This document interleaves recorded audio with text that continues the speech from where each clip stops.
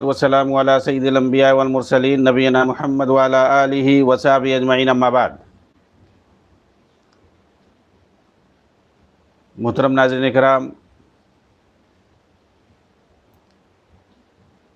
امام برباری رحمہ اللہ کتاب شرح السنہ جس کا درس چل رہا ہے، آپ اپنی اس گنا قدر کتاب کے اندر کہتے ہیں کہ بدعتیوں نے یعنی جہمیہ اور معتزلہ وغیرہ نے رب باری تعالیٰ کے بارے میں جھگڑا کیا اور کہا کہ کوئی عذاب قبر نہیں ہے، کوئی حوض نہیں ہے وغیرہ وغیرہ، نہ کوئی شفاعت ہے۔ یعنی دین کے جو مسلمہ امور ہیں جن کا تعلق غیب سے ہے، ان سب کا انہوں نے انکار کیا، حالانکہ یہ سب متواتر حدیثوں سے ثابت ہے۔ چنانچہ عذاب قبر قرآن پاک اور سنت متواترہ سے ثابت ہے، حوض کوثر بھی متواتر احادیث سے ثابت ہے۔ اسی طرح یہ لوگ دجال اور امام مہدی سے متعلق احادیث کا بھی انکار کرتے ہیں، جبکہ ان کے تعلق سے بھی احادیث متواترہ موجود ہیں۔ اس طرح یہ متواتر نصوص اور قرآن کی نصوص کا صریح انکار کرتے ہیں، قرآنی اور نبوی نصوص کے اندر انحراف کرتے ہیں۔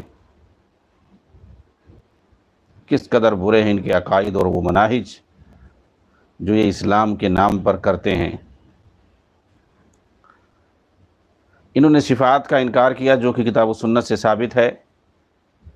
جس شفاعت کی نفی ہے اس کا تعلق کفار سے ہے، مگر جہاں تک اس امت کے گنہگاروں کا تعلق ہے، اہل کبائر کا تعلق ہے، تو ان کے حق میں شفاعت ثابت ہے۔ یہاں پر بھی معتزلہ اور خوارج کی گمراہیاں پائی جاتی ہیں، جو یہ کہتے ہیں کہ مرتکب کبیرہ ایمان سے نکل جاتا ہے، اس لیے کہ عمل ان کے یہاں منقسم نہیں ہو سکتا۔ اور غالی مرجئہ کہتے ہیں ایمان نہ تو گھٹتا ہے اور نہ ہی بڑھتا ہے، اور یہ بہت سارے مقلدین کا بھی عقیدہ ہے کہ ایمان نہ گھٹتا ہے نہ بڑھتا ہے، حالانکہ قرآن حدیث سے بہت ساری دلیلیں مل جائیں گی آپ کو ایمان کے گھٹنے اور بڑھنے پر۔ اسی لیے لوگ کہہ رہے ہیں، جب یہ عقیدہ انہوں نے بنا لیا کہ ایمان نہ گھٹتا ہے نہ بڑھتا ہے، اسی لیے ان کے یہاں یہ منقسم بھی نہیں ہو سکتا، اور عمل جو ہے ایمان کا حصہ نہیں ہے ان کے یہاں۔ اس لیے جو غالی مرجئہ کہتے ہیں اگر انسان ایمان لے آیا، کلمہ پڑھ لے، تو اب اسے عمل کی ضرورت نہیں ہے، چنانچہ وہ کوئی بھی گناہ کرے، حتیٰ کہ کفر کرے، کچھ بھی کرے، وہ جو ہے کوئی بھی معصیت ہو، وہ ایمان لانے کے بعد نقصان نہیں پہنچائے گا، نعوذ باللہ۔ یہاں تک عقیدہ رکھتے ہیں مرجئۃ الفقہاء جو ہیں، وہ کہتے ہیں کہ ایمان نہ تو گھٹتا اور نہ ہی بڑھتا ہے۔ یہ مرجئۃ الفقہاء یہی سب مقلدین ہیں۔ ایمان ان کے یہاں دل اور زبان سے تصدیق کا نام ہے، وہ نہ گھٹتا ہے اور نہ بڑھتا ہے، اور ان کے یہاں عمل جو ہے یہ ایمان کا حصہ نہیں ہے، جبکہ صحیح بات یہ ہے کہ عمل جو ہے یہ ایمان کا حصہ ہے، اور ایمان کے اندر کمی بیشی ہوتی ہے۔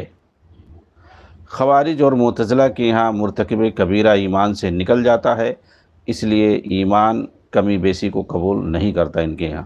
وجہ یہی ہے، خوارج کے یہاں وہ کفر میں داخل ہو جاتا ہے، جبکہ معتزلہ کے یہاں دنیا میں وہ دو مقام کے درمیان ہوتا ہے۔ اس کو یہ لوگ منزلہ بین المنزلتین کہتے ہیں۔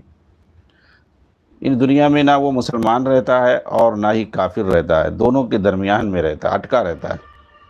اچھا، اس سے جو ہے فائدہ یہ ہوتا ہے کہ اس کے اوپر دنیا میں کفر کے احکام لاگو نہیں ہوں گے، مسلمانوں ہی کے احکام لاگو ہوں گے، چنانچہ وہ مسلمانوں جیسا اس کے ساتھ سلوک کیا جائے گا، اور وہ سارے فوائد اٹھا سکتا ہے، مسلمانوں کے سارے احکام اس پر جاری ہوں گے۔ البتہ یہ ان کے یہاں بھی یعنی معتزلہ کے یہاں بھی یہ لوگ آخرت میں جا کر کے خوارج کے ساتھ ہو جاتے ہیں، یعنی جہاں تک آخرت کا تعلق ہے تو دونوں کے یہاں ایک ہی حکم ہے مرتکب کبیرہ کا، یعنی وہ مخلد فی النار ہوں گے، انہیں کبھی معافی نہیں ہوگی، ان کے حق میں کوئی شفاعت قبول نہیں ہوگی، وہ بھی جو ہے کافروں، مشرکوں اور منافقوں کی طرح سے مخلد فی النار ہوں گے، مرتکب کبیرہ بھی۔ تو جہاں تک آخرت کا تعلق ہے تو وہاں جو ہے ان کے یہاں سب برابر ہے، یعنی خوارج کا جو عقیدہ ہے وہ عقیدہ معتزلہ کا ہے، لیکن دنیاوی اعتبار سے دونوں کے یہاں فرق ہے۔ خوارج کے یہاں وہ کافر ہو گیا، کافروں جیسا اس کے ساتھ سلوک ہوگا، کافروں کے احکام لاگو ہوں گے، مسلمانوں کے احکام اس پر لاگو نہیں ہوں گے، گویا وہ مرتد ہو گیا۔ اور معتزلہ کے یہاں جو ہے وہ ٹھیک ہے، دو منزلہ کے بیچ میں دو جو ہے مقام کے درمیان میں وہ رہے گا، نہ وہ کافر ہوگا نہ مسلمان ہوگا، دونوں کے بیچ میں ہوگا۔ اس سے فائدہ یہ ہے اس کو کہ جو ہے مسلمانوں کے احکام اس پر لاگو ہوں گے۔ تو ان کے یہاں آخرت میں دونوں برابر ہیں، مخلد فی النار ہوں گے، کسی کی شفاعت کوئی شفاعت جو ہے ان کے حق میں قبول نہیں ہوگی۔ حالانکہ قرآن میں جو دلیل ہے وہ جو ہے دونوں کے لیے، عام مومنین کے لیے بھی ہے، اور اسی طریقے سے جو گنہگار ہوں گے، چاہے وہ مرتکب کبیرہ والے ہوں، جو کوئی بھی ہوں، ان سب کے لیے شفاعت ہے۔ من ذا الذی یشفع عنده الا باذنہ۔ اللہ تعالیٰ نے مزید فرمایا وَكَم مِّن مَلَكٍ فِي السَّمَاوَاتِ لَا تُغْنِي شَفَاعَتُهُمْ شَيْئًا إِلَّا مِن بَعْدِ أَن يَأْذَنَ اللَّهُ لِمَن يَشَاءُ وَيَرْضَىٰ۔ آسمانوں میں کتنی فرشتے ہیں کہ ان کی سفارش کچھ کام نہیں آتی ہے مگر بعد اس کے کہ اللہ تعالیٰ اجازت دے دے جس کے لیے چاہے اور جسے پسند کرے۔ یہاں پر جو استثناء کیا گیا ہے اور جن کا استثناء کیا گیا ہے یہی لوگ شفاعت کے مستحق ہیں۔ وہ کون ہے؟ اہل توحید ہوں گے، گرچہ انہوں نے کبائر کا یعنی کبیرہ گناہوں کا ارتکاب کیا ہوگا، انہیں دوزخ میں ڈال دیا گیا ہوگا، مگر یہ بھی شفاعت کے مستحق ہوں گے۔ انبیاء، فرشتے اور مومنوں کی طرف سے سفارش کی جائے گی ان کے حق میں، پھر ان سب کے بعد جو ہے ارحم الراحمین کی طرف سے بھی ان پر جو ہے رحم و کرم کیا جائے گا، جیسا کہ متواتر حدیث میں وارد ہوا ہے کہ دوزخ سے ہر اس شخص کو نکال لیا جائے گا جس کے دل میں ایک دینار کے برابر، اور بعض روایت میں ہے نصف دینار کے برابر، اور بعض روایت میں ایک جو کے برابر، اور بعض روایت میں ایک رائی کے دانے کے برابر، اور بعض روایت میں ہے کہ ایک ذرہ کے برابر بھی ایمان اور خیر ہوگا تو بھی اس کو دوزخ سے نکال لیا جائے گا۔ چنانچہ توحید یہ اہل توحید کو ضرور فائدہ پہنچائے گا، خواہ وہ جو ہے چھوٹا گناہ کرنے والا ہو یا بڑا گناہ کرنے والا ہو۔ اللہ تعالیٰ نے فرمایا ان اللہ لا یغفر ان یشرک بہ ویغفر ما دون ذلک لمن یشاء۔ اللہ شرک کو نہیں معاف کرے گا، اس کے علاوہ تمام گناہوں کو معاف کر دے گا۔ ظاہر سی بات ہے شرک جو ہے یہ گناہ ہے، کبیرہ گناہوں میں سے سب سے بڑا گناہ ہے۔ اس کے علاوہ تو بہت سارے گناہ ہیں کبیرہ گناہوں میں۔ کبیرہ گناہوں میں تو جھوٹ بھی ہے، زنا بھی ہے، چوری بھی، بہت ساری چیزیں ہیں جو گناہ کبیرہ میں آتے ہیں۔ تو ظاہر سی بات ہے اللہ تعالیٰ نے سارے گناہوں کو معاف کرنے کا وعدہ کیا، ان اللہ لا یغفر ان یشرک بہ، صرف شرک کو نہیں معاف کرے گا۔ اس کے بعد اللہ نے فرمایا وَيَغْفِرُ مَا دُونَ ذَلِكَ لِمَن یشاء۔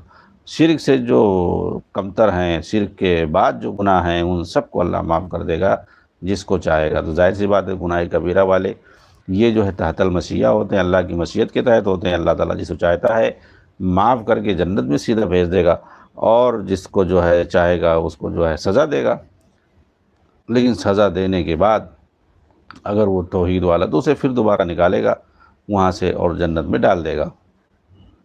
چنانچہ کہتے ہیں کہ جس کی بھی موت خالص توحید پر ہوگی اسے ضرور دوزخ سے نکال لیا جائے گا، مگر معتزلہ اور خوارج اور روافظ کا عقیدہ ہے کہ جو دوزخ میں چلا گیا اس سے پھر انہیں نہیں نکالا جائے گا کبھی بھی، اس لیے کہ ایمان میں کمی بیشی نہیں ہوتی اور وہ نہ منقسم ہو سکتا ہے۔ لیکن اہل السنہ والجماعہ کے نزدیک ایمان کے تعلق وہی عقیدہ ہے جو حدیث رسول کے اندر ہے کہ اللہ کے رسول نے فرمایا الایمان بضع وسبعون او بضع وسبعون شعبۃ ستون شعبۃ فافضلها قول لا الہ الا اللہ وادناها اماطۃ الاذى عن الطریق والحیاء شعبۃ من الایمان، کہ ایمان کی 70 شاخیں ہیں یا اس سے زائد، ان میں سب سے افضل جو ہے لا الہ الا اللہ کا اقرار ہے، اور جو ہے ان میں جو ہے ادنا درجے کا ایمان ہے وہ یہ ہے کہ راستے سے تکلیف دہ چیز کو ہٹا دیا جائے، اور حیا بھی ایمان کی ایک شاخ۔ اسے کیا پتہ چل رہا ہے کہ ایمان کا جو ہے اعلیٰ درجہ ہوتا ہے، اعلیٰ کوالٹی کا، اور لو کوالٹی کا بھی درجہ ہے ایمان کے اندر۔ تو اس سے جو ہے کمی اور بیشی کا پتہ چلتا ہے کہ ایمان بڑھتا ہے یہاں تک کہ ہائی لیول پر پہنچ جاتا ہے، اور گھٹتا بھی یہاں تک کہ لو لیول پر پہنچ جاتا ہے، اور ایک وقت ایسا آتا ہے کہ ایمان جو ہے پورے طور پر اس کا ختم ہو جاتا ہے۔ تو بہت ساری صورتیں ہیں ایمان کی، چنانچہ ایمان جو ہے یہ اعمال صالحہ سے، نیکیوں سے، اطاعت سے، نیکیوں کے کاموں سے بڑھتا ہے، ایمان کے اندر اضافہ ہوتا ہے۔ اور انسان جب گناہ کے کام کرتا ہے، معاصی، تو ان معاصی سے ایمان جو ہے گھٹتا ہے، اور گھٹتا رہتا ہے یہاں تک کہ ایک ذرے کے مقدار کے برابر ہو جاتا ہے، اور بسا اوقات اس سے بھی کم ہو جاتا ہے۔ اعمال صالحہ سے بڑھتا رہتا ہے یہاں تک کہ پہاڑوں کی طرح سے ہو جاتا ہے۔ اس پر کتاب و سنت دونوں سے دلائل موجود ہیں۔ اللہ تعالیٰ نے فرمایا فَأَمَّا الَّذِينَ آمَنُوا فَزَادَتْهُمْ ایمانا، پس جو لوگ ایمان لائے سو ان کو اس نے ایمان میں زیادہ کر دیا، یعنی ان کے ایمان میں اضافہ ہو گیا۔ ایمان لانے کی وجہ سے ان کے ایمان میں اضافہ ہو گیا۔ اللہ تعالیٰ نے مزید فرمایا لِيَزْدَادُوا ایمانا مع ایمانہم، تاکہ وہ اپنے ایمان کے ساتھ ایمان میں زیادہ ہو جائیں، بڑھ جائیں۔ تو اس سے بھی پتہ چلتا ہے، اور بھی بہت ساری آیتیں ہیں سورہ انفال کے شروع میں ہیں، جس کے اندر اللہ تعالیٰ نے فرمایا انما المؤمنون الذین، یقیناً جو ہے سچے مومن کون لوگ ہیں؟ جو اللہ پر ایمان لاتے ہیں، نماز قائم کرتے ہیں، زکوٰۃ دیتے ہیں، اور جب ان پر آیتوں کی تلاوت کی جاتی ہے، یہ اصل مال ہے۔ وَإِذَا تُلِيَتْ عَلَيْهِمْ آيَاتُهُ زَادَتْهُمْ ایمانا وَعَلَىٰ رَبِّهِمْ يَتَوَکَّلُونَ، تو ان کے ایمان میں اضافہ ہو جاتا ہے۔ تو ایمان میں اضافہ کیسے ہو رہا ہے؟ قرآن کی تلاوت کی جا رہی ہے، وہ سن رہا ہے، ظاہر سی بات ہے نیکی کا کام ہے، تو ان کے ایمان میں اضافہ ہوتا ہے۔ یہی اہل السنہ والجماعہ کا مذہب ہے۔ مگر جہاں تک خوارج اور معتزلہ کا تعلق ہے، تو وہ اپنے فاسد اصولوں کی بنیاد پر انہوں نے اہل کبائر کے حق میں شفاعت کا انکار کر دیا ہے کلی طور پر، اور اس تعلق سے کتاب و سنت کے نصوص اور اجماع صحابہ کی انہوں نے مخالفت کی ہے، اس لیے کہ اس بارے میں صحابہ کا کوئی اختلاف نہیں ہے۔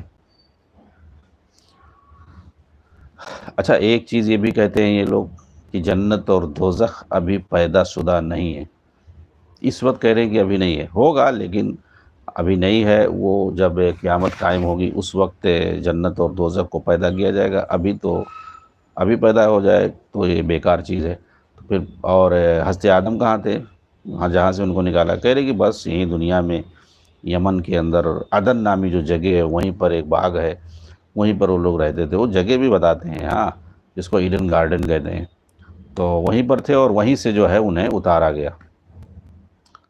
کوئی الگ سے جنت ونت نہیں ہے ابھی۔ کہہ رہے کہ پہلے سے بنانے کا فائدہ کیا ہو، بیکار ہو جائے گا۔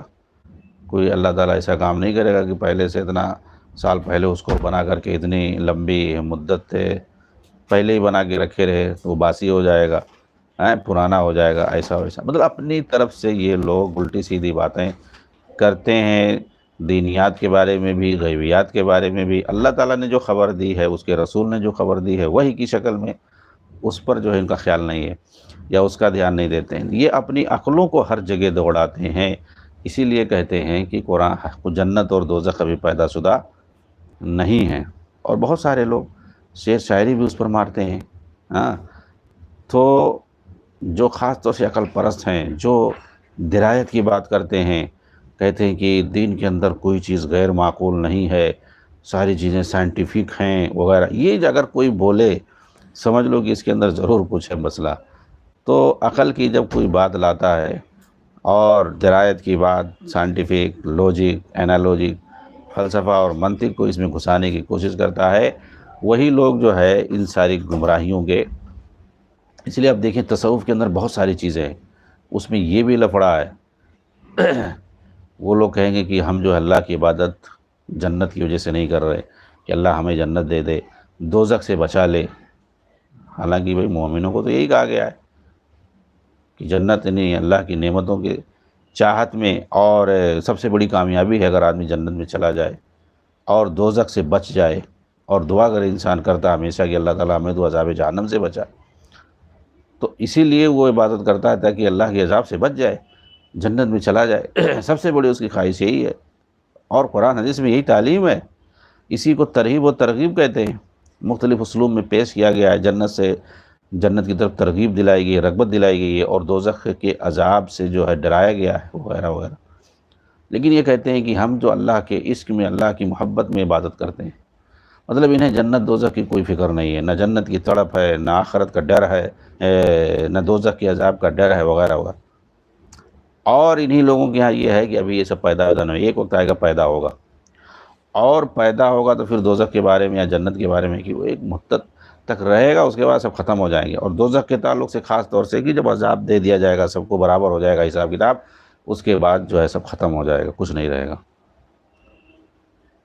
عجیب عجیب ان لوگوں کے عقیدے، اسی لیے اہل السنہ والجماعہ اہل الحدیث نے باقاعدہ عقیدہ بنایا ہے، وہ لوگ جو صحابہ کی منہج پر چلتے ہیں، قرآن حدیث کی روشنی میں جنت اور دوزخ کے تعلق سے عقیدہ بنایا کہ پہلے ہی سے جنت کو اللہ تعالیٰ نے تیار کر رکھا، انہما مخلوقتان الان، ابھی بھی وہ پیدا ہیں، ابھی بھی وہ موجود ہیں، موجودتان الان، انہما مخلوقتان و موجودتان الان، وہ دونوں پہلے سے پیدا شدہ ہیں اور اس وقت بھی موجود ہیں، اور وہ ہمیشہ ہمیشہ رہیں گے، لا تبیدان ابدا، وہ کبھی جو ہے فنا نہیں ہوں گے۔ یہ بھی اس کے ساتھ ملائے گا کہ جتنے بھی اہل باطل ہیں، جتنے بھی گمراہ اور عقیدہ قسم کے لوگ رکھتے ہیں عقیدہ قرآن جنت اور جہنم کے تعلق، وہ سب ختم ہو جائے، پہلے سے پیدا شدہ ہیں، انہما مخلوقتان موجودتان الان، اس وقت بھی وہ موجود ہیں، لا تبیدان ابدا، یہ کبھی بھی فنا نہیں ہوں گے، دونوں ہمیشہ ہمیش باقی رہیں گے۔ اہل دوزخ جیسے ہمیشہ ہمیش رہیں گے، تو ظاہر سی بات ہے دوزخ بھی ہمیشہ ہمیش۔ صحیح اور متواتر حدیثوں کے اندر آپ کو ملے گا، صحیح بخاری مسلم وغیرہ میں، کہ جب سب کا فیصلہ ہوگا، اہل جنت جنت میں چلے جائیں گے، اہل دوزخ دوزخ میں سب چلے جائیں گے، سب فیصلہ ختم ہو جائے گا، مکمل ہو جائے گا، اور جو جہاں جس کا ٹھکانہ ہوگا وہاں وہ پہنچ جائے گا، جنت والے جو ہیں جنت میں اور دوزخ والے دوزخ میں۔ تو اس وقت جو ہے موت کو لایا جائے گا میڈی کی شکل میں، اور پہچانوایا جائے گا کہ یہ کون ہے، موت ہے جو تمہاری جو جان نکالتا تھا دنیا کے اندر، اور اس کے بعد اس کو لا کر کے ذبح کر دیا جائے گا۔ جنت والے بھی دیکھیں گے، دوزخ والے بھی دیکھیں گے۔ جنت والوں سے اس کے بعد کہا جائے گا کہ دیکھ لیا ہے تمہارا یہ موت ہے، یہ اس کو ذبح کر دیا گیا، اور سن لو اب تمہیں کوئی موت نکالنے نہیں آئے گا، تم ہمیشہ ہمیش رہو گے، یہاں کوئی موت نہیں ہے، یہاں زندہ رہو گے ہمیشہ ہمیش، جنت کے اندر زندہ رہو گے ہمیشہ ہمیش، کبھی موت تمہیں نہیں آئے گی، کبھی فنا نہیں ہوگی۔ تو جنت ہمیشہ رہے گی، اس کا مطلب جب جنتی مریں گے نہیں تو جنت بھی ہمیشہ رہے گی۔ ایسے ہی اہل دوزخ سے کہا جائے گا تم اسی میں عیش کرو، اب تم کو بھی موت کبھی نہیں آئے گی، ہمیشہ ہمیش تم اس میں زندہ رہو گے، تمہیں کبھی موت نہیں آئے گی۔ ظاہر سی بات ہے دوزخ بھی ہمیشہ رہے گی، کبھی نہیں فنا ہوگی۔ تو یہ جو ہے اہل السنہ والجماعہ کا قرآن اور حدیث کے تعلق سے یہ عقیدہ ہے کہ جنت اور دوزخ پہلے سے پیدا شدہ ہیں، اس وقت بھی موجود ہیں، وہ ہمیشہ ہمیش رہیں گے دونوں، وہ دونوں کبھی فنا نہیں ہوں گے، کبھی ختم نہیں ہوں گے۔ ظاہر سی بات ہے چاہے معتزلہ ہوں اور دوسرے جو ہے گمراہ قسم کے جو فرقے ہیں وہ یہی کہتے ہیں کہ ابھی جو ہے ان کو پیدا نہیں کیا گیا، انہیں قیامت کے دن پیدا کیا جائے۔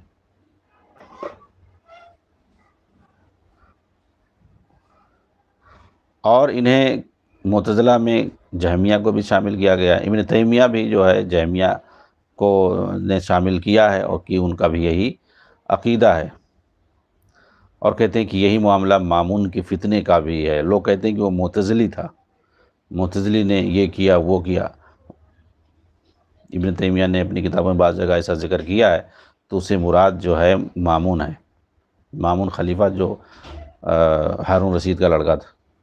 اور اسی طرح امام بربہانی رحمہ اللہ ان سب کو جہمیہ کہتے ہیں، بلکہ اشاعرہ کے یہاں بھی تجوہم پایا جاتا ہے، اس طرح معتزلہ ہوں اشاعرہ ہوں سب کے یہاں تجوہم پایا جاتا ہے۔ اس طرح اگر دیکھا جائے تو جہمیہ ہی ان سب کی ماں ہے، اسی لیے شیخ الاسلام ابن تیمیہ رحمہ اللہ نے جہمیہ کی 3 قسمیں بتائیں۔ اصل جہمیہ جو ہے یہ جہم ابن صفوان کے پیروکار ہیں، اس کی ہر بات میں انہیں مذکر جہمیہ کہا جاتا ہے۔ معتزلہ انہوں نے جہمیہ کی بہت سارے مسائل لیے ہیں، اشاعرہ جو ہیں انہیں اشاعرہ کو جو مؤنث جہمیہ کہا جاتا ہے۔ شیخ الاسلام ابن تیمیہ رحمہ اللہ نے اشعریہ کو جہمیہ میں شمار کیا ہے، ان میں صرف انہی کو مستثنیٰ کیا ہے جنہوں نے الابانہ سے اپنے مسائل لیے ہیں، جسے ابو الحسن اشعری نے اپنی زندگی کے آخر میں لکھا تھا۔ اس لیے جو الابانہ پر عمل کرے گا وہ اہل سنہ میں شمار ہوگا۔ الابانہ کیا ہے؟ یہ ابو الحسن اشعری جو کہ پہلے گمراہ عقیدے پر تھے، معتزلی عقیدے کے تھے، تو انہوں نے کلابی عقیدے کے تھے، محمد بن کلاب کی جو ہے عقیدے کو وہ مانتے تھے۔ علی الجبائی جو کہ معتزلی تھا، یہ اسی کے جو ہے رشتہ دار تھے، اسی کی تربیت میں یہ تھے بہرحال۔ تو بتاتے ہیں کہ اسی کی بیٹی سے ان کی شادی بھی ہوئی تھی، تو گمراہی پر آ گئے تھے اور انہوں نے کتابیں بھی سب لکھی تھیں۔ تو ابو الحسن اشعری کا جو پرانا عقیدہ ہے وہ معتزلہ کا ہے۔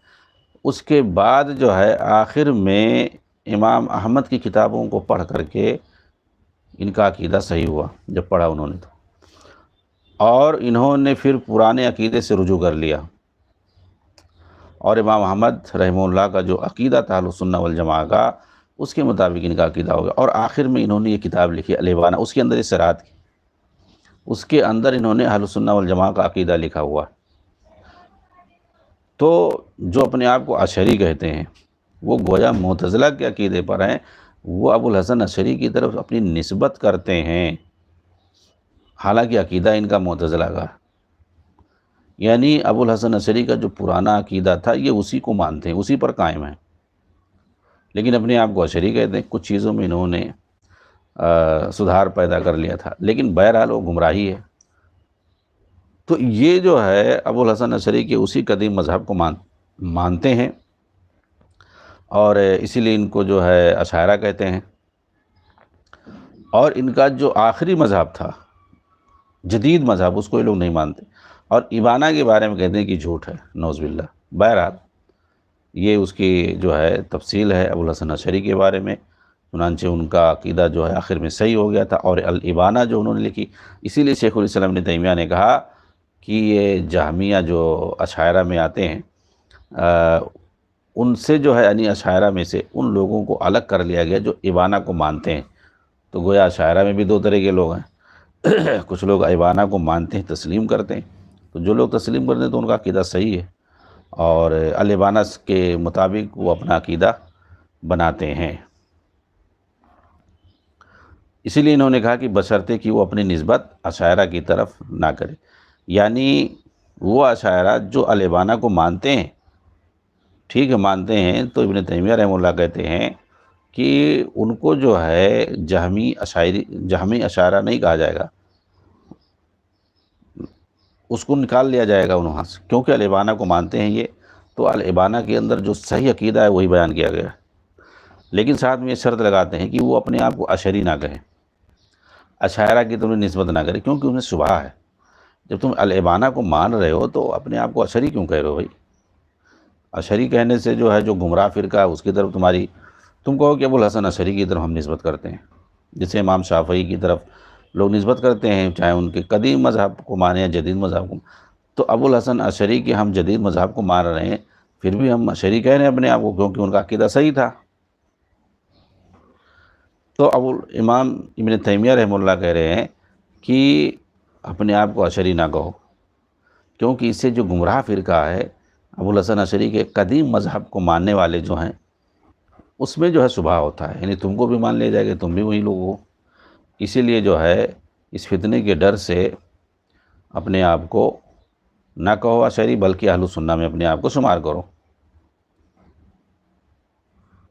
کیونکہ یہ لوگ شخصیت کی طرف اپنی نسبت نہیں کرتے، جو صحابہ کے منہج کو مانتے ہیں، کتاب و سنت کے مطابق اپنا عقیدہ رکھتے ہیں، وہ کسی شخصیت کی طرف اپنی نسبت نہیں کرتے، وہ امام ابو حنیفہ کی طرف اپنی نسبت نہیں کرتے، امام مالک، امام احمد، حالانکہ ان لوگوں کا بھی عقیدہ وہی تھا، صحیح تھا، لیکن کسی کی طرف یہ اپنی نسبت نہیں کرتے، اور ان سے بھی پہلے صحابہ تابعین کی طرف بھی اپنی نسبت نہیں کرتے، اور اس کے بعد امام محدثین وغیرہ کسی کی طرف یہ لوگ اپنی نسبت نہیں کرتے۔ یہ لوگ اپنی نسبت رسول کی طرف کرتے ہیں، اسلام کی طرف کرتے ہیں، سنت رسول کی طرف کہتے ہیں، صحابہ کی جماعت کی طرف کہتے ہیں، اسی لیے لوگ اہل السنہ والجماعہ کہتے ہیں، صحابہ کی جماعت کی طرف، یا ان کے جو ہے منہج پر چلنے کی وجہ سے ان کی طرف نسبت کرتے ہیں، سلف، کیونکہ وہ لوگ سلف ہیں تو سلفیت کی طرف اپنے آپ کی نسبت کرتے ہیں، شخصیت کی طرف نہیں کرتے ہیں، جبکہ دوسرے جو ہیں ان کے برخلاف جو ہیں وہ لوگ کسی نہ کسی شخصیت کی طرف اپنی نسبت کرتے ہیں۔ اسی طریقے سے مصنف رحمہ اللہ نے جو یہ کہا کہ جنت اور دوزخ کبھی پیدا شدہ نہیں، یہ جہمیہ کا عقیدہ ہے۔ وہ کہتے ہیں کہ اگر کہہ دیا جائے، یہ مان لیا جائے تو لازم آئے گا کہ انہیں عبث اور بیکار میں پیدا کیا گیا، بیکار چیز ہے، آخر اس وقت کیوں پیدا کرے گا اللہ تعالیٰ، حالانکہ اسے قرآن کی تکذیب لازم آتی ہے۔ بھئی قرآن میں جب موجود ہے تو ہم اس کو مانیں گے، اس کی کیا حکمت ہے اللہ تعالیٰ ہی بہتر جانتا ہے کہ پہلے سے اللہ نے پیدا کر رکھا ہے، جب وہی کہہ رہا ہے کہ اسے متقیوں کے لیے تیار کیا گیا ہے۔ وَسَارِعُوا إِلَىٰ مَغْفِرَةٍ مِّن رَّبِّكُمْ وَجَنَّةٍ عَرْضُهَا السَّمَاوَاتُ وَالْأَرْضُ وَأُعِدَّتْ لِلْمُتَّقِينَ، تیار کر کے رکھا گیا ہے متقیوں کے لیے۔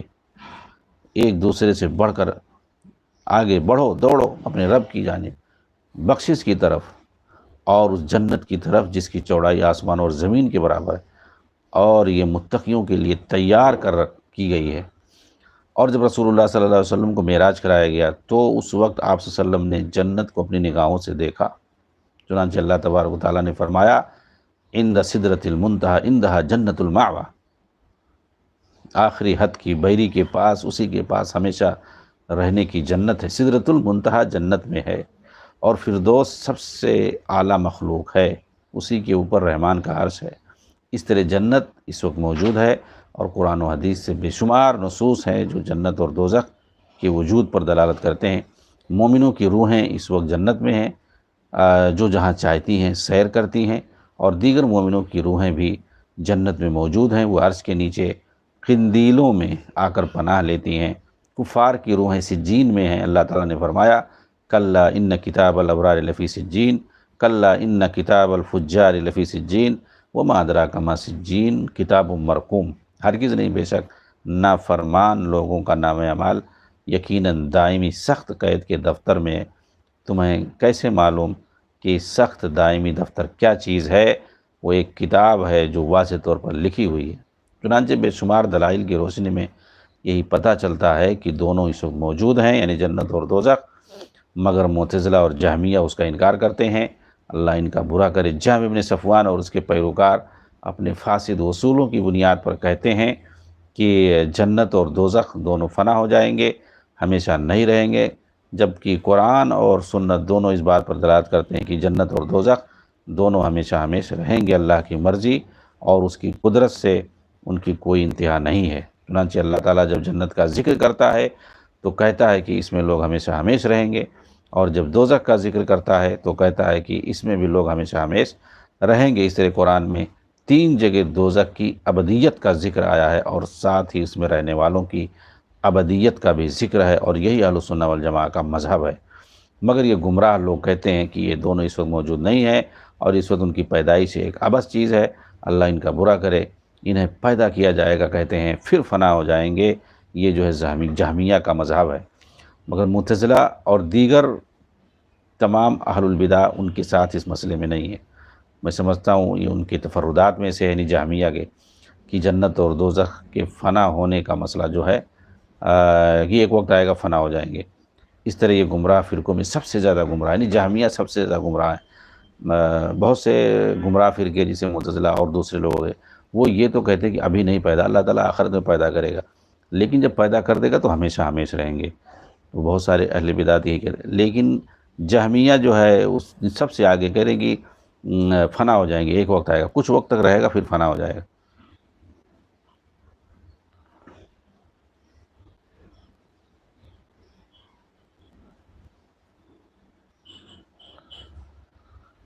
اس طرح آپ دیکھیں گے کہ ان لوگوں نے دین کے بہت سارے مسلمات کا انکار کیا ہے۔ مسلمات کا انکار کیا ہے؟ یعنی جو تسلیم شدہ ہیں، جو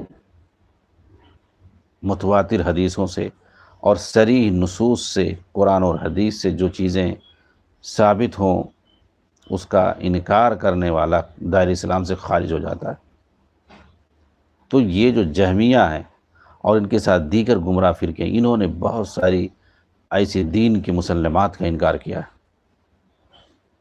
حالانکہ مطلوب یہ ہے کہ تمام ان چیزوں پر ایمان لایا جائے۔ یہی مسلمان کا سیوا ہے کہ جو بھی قرآن اور حدیث کے اندر موجود ہے اس کا تعلق برزخ سے ہو، آخرت سے ہو، دنیا سے ہو، عقیدے سے ہو، عمل سے ہو، کسی بھی چیز سے ہو، اس کو مانا جائے، اسے تسلیم کیا جائے، اور جس طریقے سے عقیدہ رکھنے کے لیے کہا گیا ہے اسی طریقے سے عقیدہ رکھا جائے، اور جس طریقے سے عمل کرنے کے لیے کہا گیا ہے اسی طریقے سے عمل کیا جائے۔ اسی میں بھلائی ہے۔